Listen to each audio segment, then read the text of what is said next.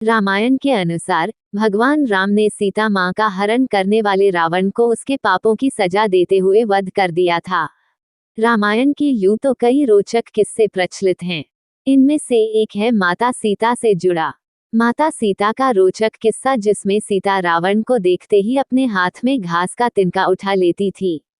रावण जब सीता जी का हरण करके लंका ले गया, तब माता सीता अशोक वाटिका में वट वृक्ष के नीचे बैठकर केवल प्रभु श्री राम का स्मरण और चिंतन करती रहती थीं। रावण बार बार आकर सीता जी को धमकी देता था, लेकिन सीता जी कुछ नहीं कहती थीं। रावण ने श्री राम का वेश रखकर सीता जी को भ्रमित करने की कोशिश की। रावण थककर हार जब अपने शयन कक्ष पहुंचा, तब मंदोदरी ने पूछा कि आपने राम का वेश धरा था, फिर क्या हुआ?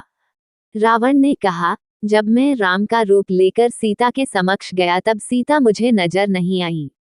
लंकापति रावण भी हार मानने वाला नहीं था। उसने फिर से माता सीता के करीब आने का प्रयास किया। वह माता सीता के पास जाकर बोला, मैं तुमसे सीधा सीधा संवाद करता हूँ, और तुम कैसी नारी हो कि मेरे पास आते ही घास का तिनका उठाकर उसे ही घूर घूर कर देखने लगती हो? क्या घास का तिनका भगवान राम से भी ज्यादा प्यारा है? रावण के इस प्रश्न को सुनकर माता सीता की आंखों से आंसुओं की धारा बह निकली। माता सीता का बड़े आदर से गृह प्रवेश हुआ था, और उस परंपरा का उस घास के तिनके का रहस्य छिपा हुआ है। नई बहू जब ससुराल आती है तो उसके हाथ में कुछ मीठा पकवान बनाने की परंपरा है। सीता जी ने उस दिन अपने हाथों से खीर बनाई और राजा दशरथ समेत सभी ऋषि मुनियों को खीर परोसी।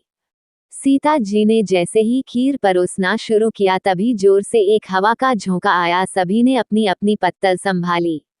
सीता जी जब तक कुछ समझ पाती, तब तक राजा दशरथ जी की खीर पर एक छोटा सा घास का तिनका आकर गिर गया। सीता जी ने उस तिनके को देख लिया, लेकिन प्रश्न ये था कि आखिर खीर में हाथ कौन डालें। तब सीता जी ने दूर से ही उस तिनके को घूर कर देख लिया। वो तिनका राख का एक छोटा बिंदु बनकर रह गया। सीता जी ने सोचा कि किसी ने नहीं देखा, लेकिन राजा दशरथ यह सब देख रहे थे। फिर राजा दशरथ चुप रहे और अपने कक्ष में चले गए। वहां सीता जी को बुलाया। राजा दशरथ ने सीता से कहा कि मैंने भोजन के समय तुम्हारा चमत्कार देख लिया था। आप साक्षात जगत जननी का दूसरा रूप हैं।